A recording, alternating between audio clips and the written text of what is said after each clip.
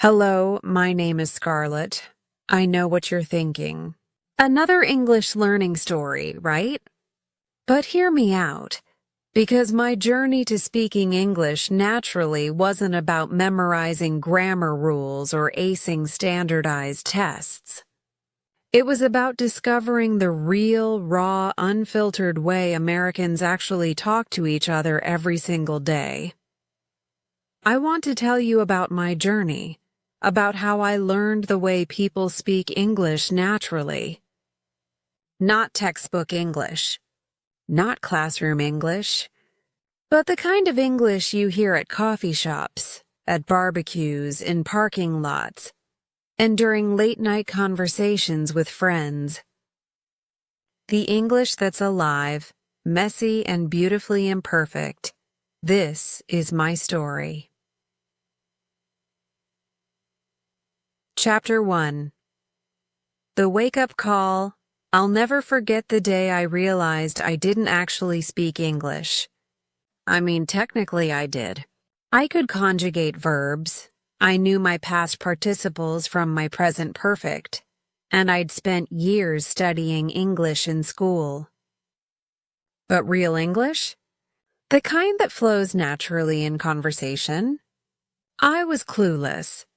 It happened on a Tuesday afternoon at a Starbucks in downtown Seattle. I just moved to the States for college, feeling pretty confident about my English skills. I walked up to the counter ready to order. "Hey, what can I get started for you?" the barista asked with a smile. I froze. Get started? I wanted to order coffee, not start a project. But I pushed through. "I would like to have 1 medium coffee with milk, please," I said, enunciating each word carefully. The barista's smile didn't waver, but I caught something in her eyes. Amusement? Pity? She nodded slowly. "Sure thing. So that's a grande latte."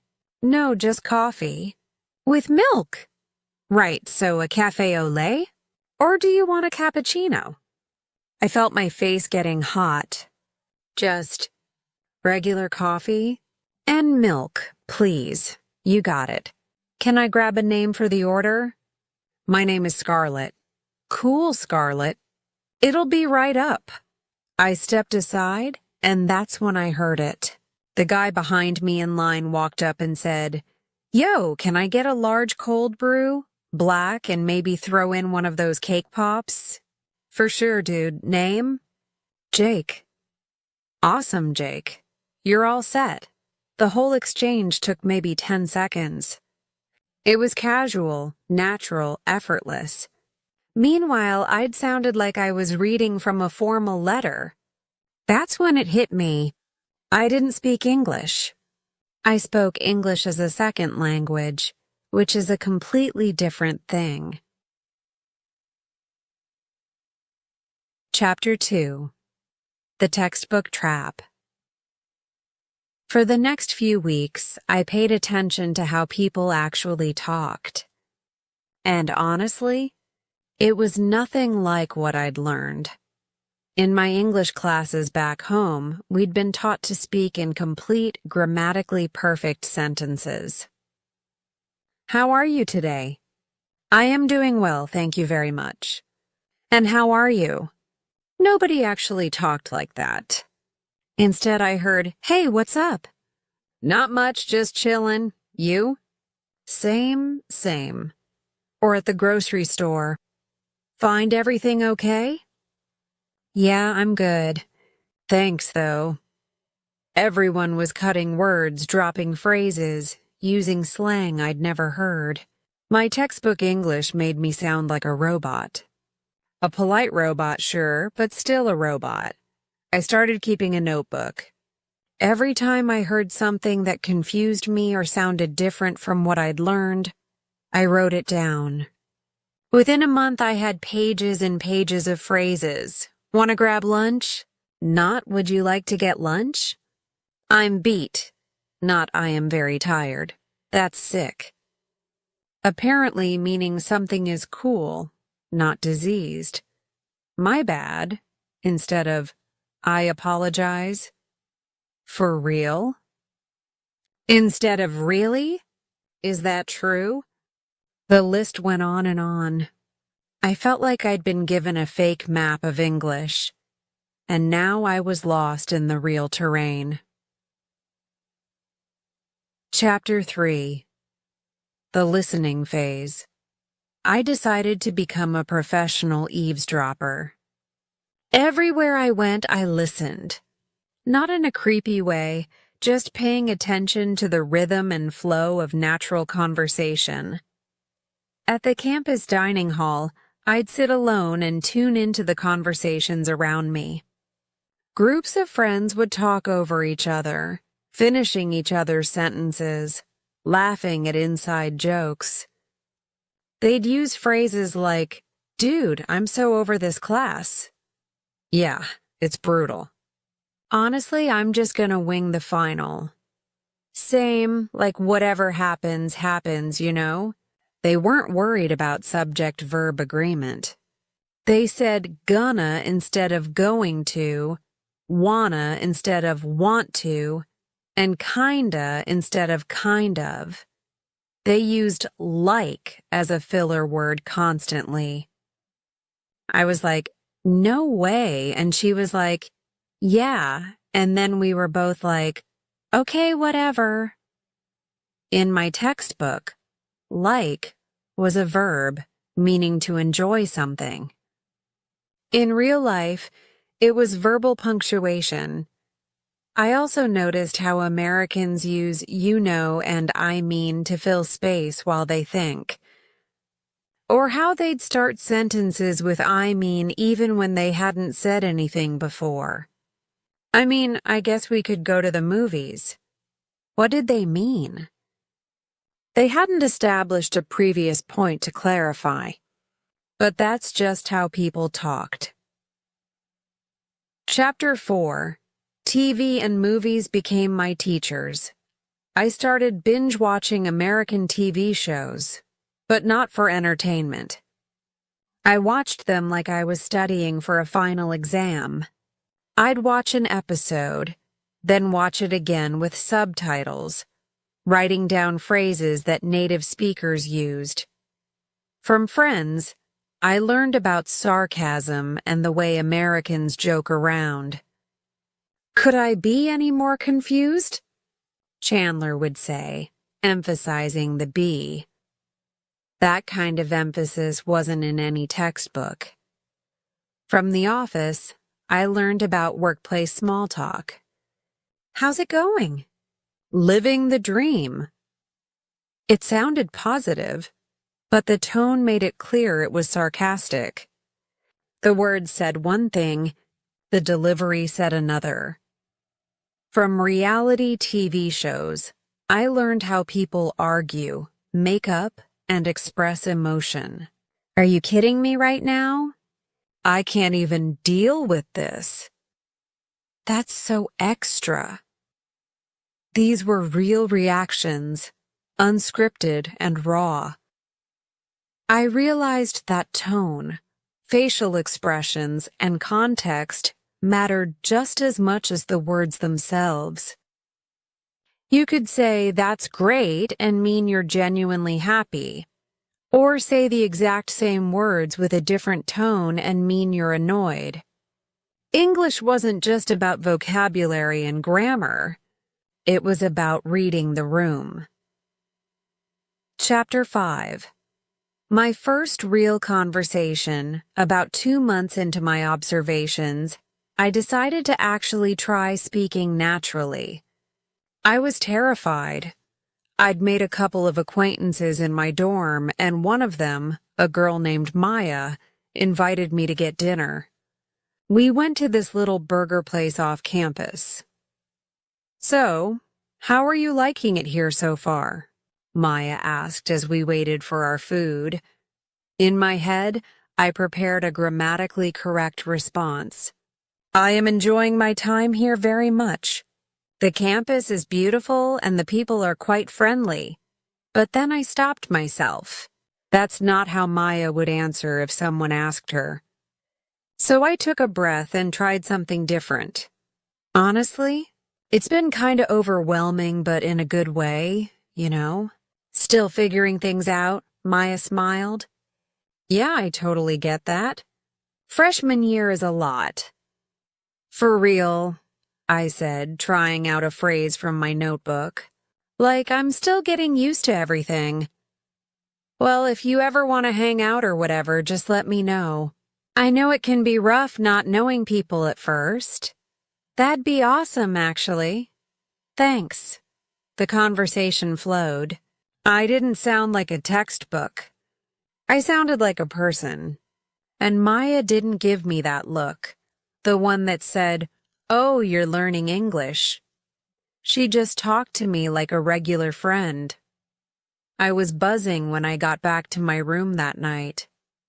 It was such a small thing, just one normal conversation, but it felt like I'd cracked some secret code. Chapter 6. Embracing the messiness. The more I practiced, the more I realized that natural English is messy. It's full of false starts, interrupted thoughts, and sentences that trail off. So I was going to go to the library, but then I ran into Mike, and he was like, "You want to get food?" So we went to that Thai place, you know, the one on 5th? And anyway, yeah, I never made it to the library. That's how people actually tell stories. They jump around, add unnecessary details, backtrack, and use a bunch of connecting phrases that don't really connect anything. But it works.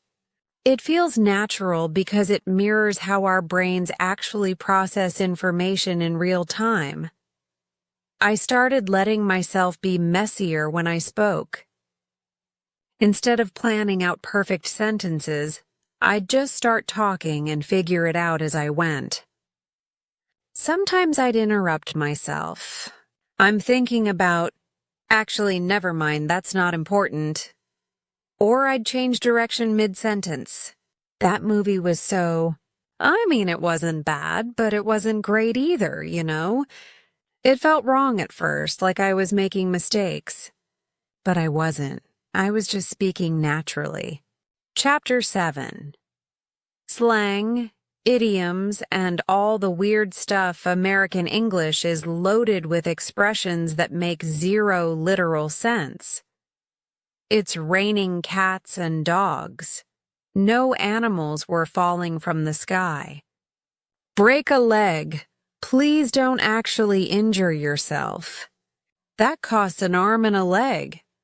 Currency is still dollars, not body parts. But beyond idioms, there was slang. So much slang. And it was constantly evolving. Things weren't just good. They were fire, or lit, or bussin'. When someone told a funny story, you didn't just laugh. You said, "I'm dead," or "I can't." If you agreed strongly with something, it was facts or no cap. I remember the first time someone said no cap to me. We were talking about how expensive textbooks were, and I said something like, "I spent $300 on books this semester." My friend Marcus nodded seriously and said, "No cap. That's insane."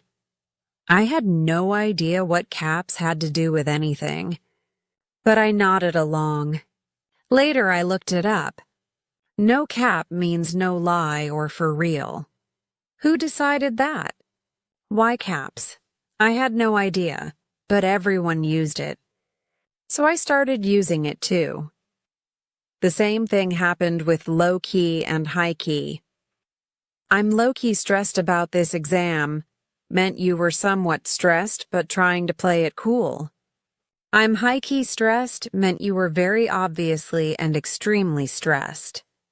These words were everywhere, but you'd never find them in a dictionary. At least, not in the dictionaries I'd studied from. Chapter 8. Regional differences and accents just when I thought I was getting the hang of things. I went home with my roommate to her family's place in Texas for Thanksgiving break.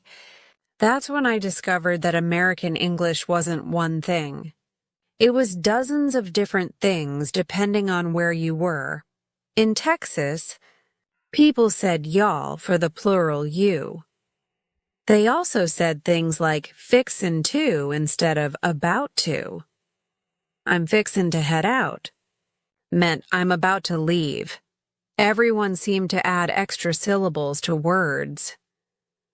Hi became hey yai. Everything took longer to say but somehow sounded friendlier. My roommate's mom would say things like, bless your heart, which I learned could mean anything from genuine sympathy to polite condescension, depending on context. Southern English was its own beautiful, confusing dialect. Later that year, I visited a friend in Boston, and the accent there was completely different. People dropped their R's. Park the car sounded like pock the caw. They called water fountains bubblers and said wicked as an intensifier. That's wicked cool meant something was really cool. In California, everyone seemed to end sentences with an upward inflection, like they were asking a question even when they were making a statement. So I went to the beach, and it was really nice. And then we got ice cream. English wasn't just one language. It was a collection of regional dialects, accents, and local slang, all somehow working together. Chapter 9. The confidence shift around my second semester, something changed. I stopped translating in my head. Before, I'd think of what I wanted to say in my native language, translate it to English, and then speak. There was always a delay, but gradually I started thinking directly in English. Not perfect English, but natural conversational English. I'd be walking to class, and my internal monologue would sound like, ugh, I really need to grab coffee before this lecture. I'm so tired. Whatever, I'll survive. When I spoke, words just came out. I wasn't constructing sentences anymore. I was just talking. I also stopped apologizing for my English. I used to start every conversation with, sorry, my English isn't very good. But my English was good. It was different, sure. I had an accent, and I'd occasionally mix up a phrase or use a word slightly wrong, but I could communicate, connect, and express myself. That's what mattered. People told me my English was great, and I started believing them. Not because my grammar had improved that much, but because I'd stopped sounding like I was afraid of making mistakes. Chapter 10. Finding my voice here is something nobody tells you about learning a language. You develop a different personality in it. In my native language, I was sarcastic, quick-witted, and pretty outgoing. But in English, at first, I was quiet and serious. I couldn't be funny because I didn't know how humor worked in English. I couldn't be sarcastic because I didn't understand the tone. I felt like a dimmer version of myself. But as I got more comfortable, my personality started coming through. I could joke around with friends. I could be sarcastic. I could tell stories in a way that actually captured what I was trying to express. One night, I was hanging out with a group of friends, and someone told a terrible joke. Without thinking, I said, "That's so bad, it's almost good." Almost. Everyone laughed. It was such a small moment, but it felt huge. I'd made a joke in English that actually landed. I wasn't just speaking English anymore. I was being myself in English. Chapter 11. The things textbooks don't teach. There were so many aspects of natural English that no textbook had ever mentioned, like how Americans use so to transition between topics. So anyway, or so what do you want to do tonight? It's a verbal signal that we're moving on to something new, or how we use right to check for understanding or agreement. So we'll meet at 6, right? It's not really a question. It's a way of confirming that everyone's on the same page, or the way we soften statements to be more polite. Instead of "you're wrong," we'd say, "I don't know if I totally agree with that," or "that's one way to look at it." But maybe consider this. Americans avoid direct confrontation in casual conversation. We use a lot of hedging language. Kind of, sort of, maybe, I think, in my opinion. These phrases make statements less aggressive and more conversational. I also learned about back-channel responses. Those little sounds and words you make while someone else is talking to show you're listening. Uh-huh. Yeah. Right. For sure. They keep the conversation flowing and show engagement. And then there was the art of small talk. Americans love small talk. At the grocery store, in elevators, waiting in line. Everyone chats about nothing. The weather, weekend plans, traffic. It's not about exchanging information. It's about being friendly and acknowledging each other's presence. How's it going? Good, good. How about you? Can't complain. Yeah, same here. This exchange contains almost no actual content, but it serves a social purpose. It says, "I see you. I acknowledge you. We're both part of this shared experience." Chapter 12. Making Mistakes and Moving Forward. Even after years of speaking English naturally, I still make mistakes. I mix up idioms sometimes. I'll say something is "a piece of pie" instead of "a piece of cake." Or I'll use slang slightly wrong and people will gently correct me. But here's what I've learned. Native speakers make mistakes too. They mix up phrases, create new words on the spot, and sometimes just fumble through sentences. Language is flexible and forgiving. The difference between now and when I first arrived is that mistakes don't stop me anymore. If I can't remember a word, I describe it. If I say something wrong, I laugh it off. Natural communication isn't about perfection. It's about connection. I remember a conversation I had with my friend Josh about a year into my journey. We were talking about our majors, and I was trying to explain why I'd chosen psychology. I guess I've always been interested in, why people do the things they do. Like what makes someone tick, you know? The whole, what's the word? The whole mental process thing. The psychology of behavior, Josh offered. Yes, that. I can never remember the right way to say it, but yeah, that's what interests me. Dude, you just explained it perfectly. That's literally what psychology is. He was right. I'd communicated my idea clearly, even if I'd fumbled with the exact terminology. That's what natural language is all about. Chapter 13. Different contexts, different English. Another thing I discovered was that English isn't uniform across situations. The way you talk to your friends is different from how you talk to professors, which is different from how you talk to your boss at work. With friends, I could be super casual. Yo, wanna hit up that new pizza place?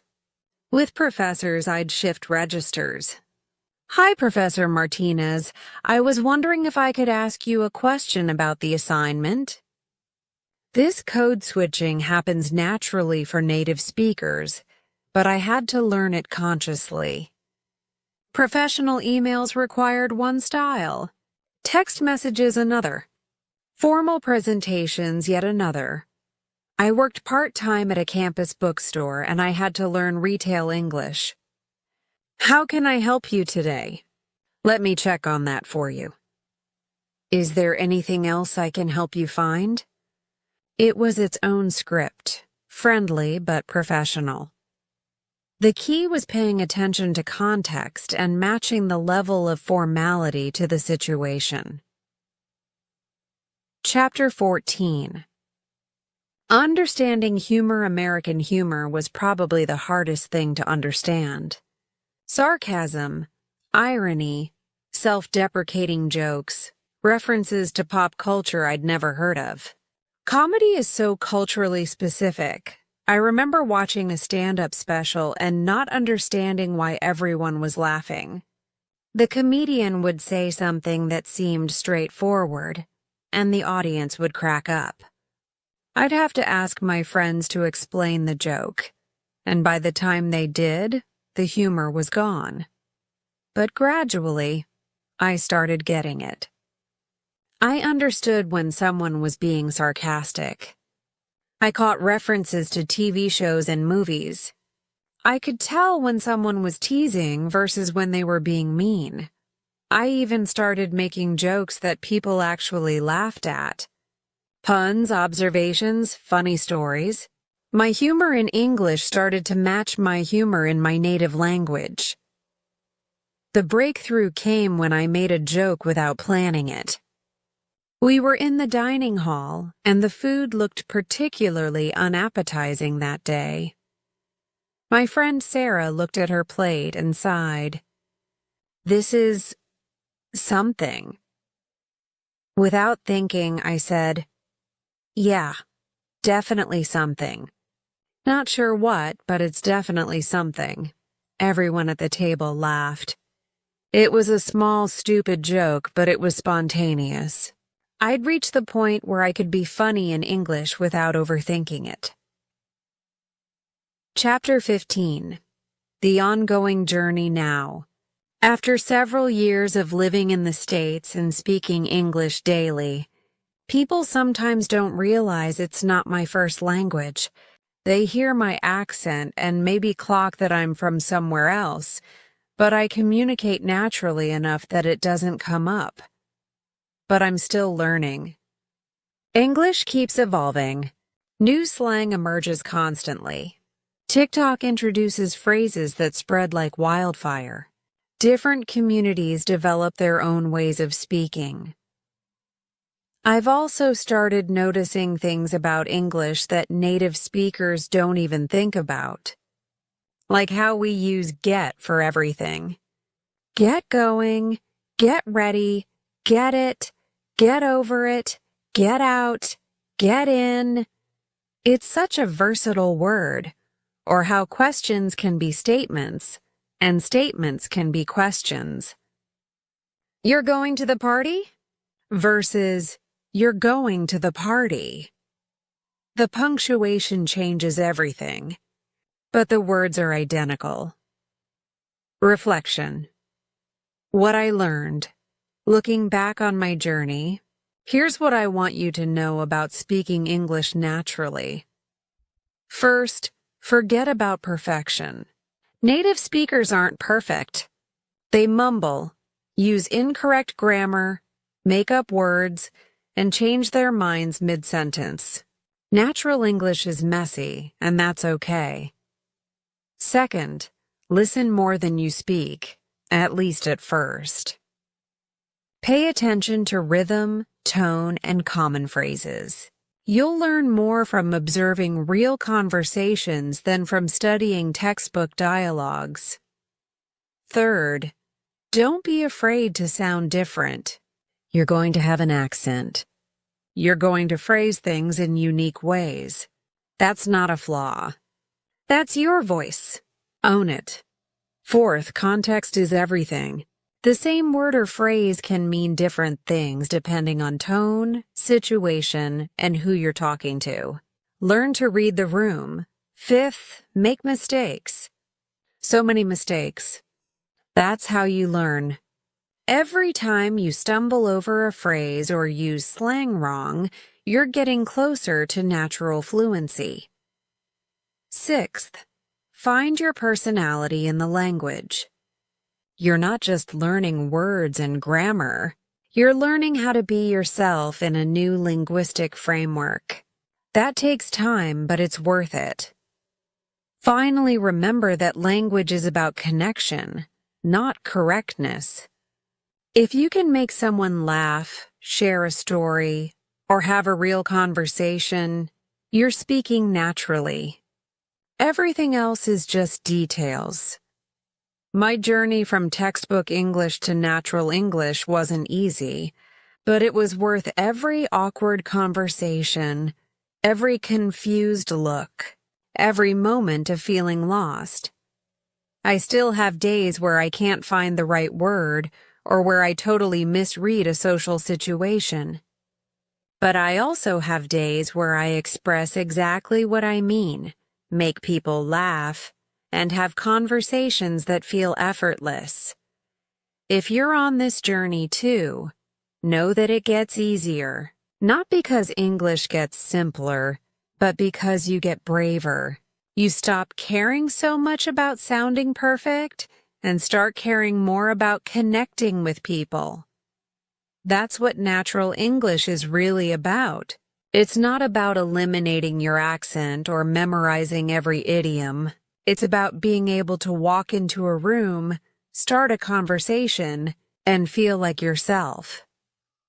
So to anyone out there who's struggling with textbook English versus real English, who feels like they're speaking a foreign language even after years of study, who can't understand why people aren't responding to their perfectly grammatical sentences, I see you. I've been you. And I'm here to tell you that you're closer than you think. Keep listening. Keep trying. Keep making mistakes. Keep finding your voice. Because at the end of the day, the most natural way to speak English is to speak it like yourself. That's my journey. That's how I learned to speak English naturally. Thanks for listening, Scarlett.